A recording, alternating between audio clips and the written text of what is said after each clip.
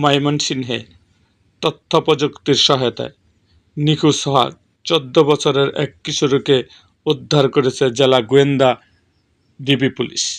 Police super Mohammad Kamrul হাসানের সরাসরি তত্ত্বাবধানে ওসি ডিবি দক্ষিণ মোহাম্মদ মাহবুবুল হক, ওসি ডিবি উত্তর মোহাম্মদ সাজ্জাদ রুমনের নেতৃত্বে শনিবার কোতোয়ালি থানাধীন কাচিঝুলি এলাকায় অভিযান চালানো হয়।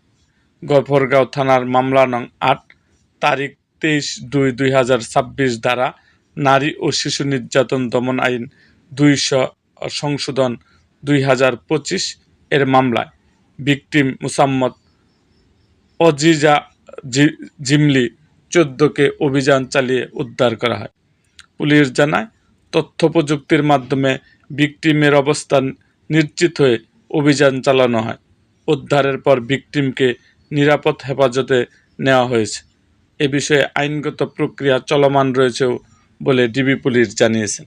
এরকম আরও ভিডিও পেতে আমাদের মুক্তাগাছার ইতিহাস মিডিয়া ইউটিউব চ্যানেলটিকে সাবস্ক্রাইব করুন এবং পাশে থাকা বেল আইকনটি বাজিয়ে দিন।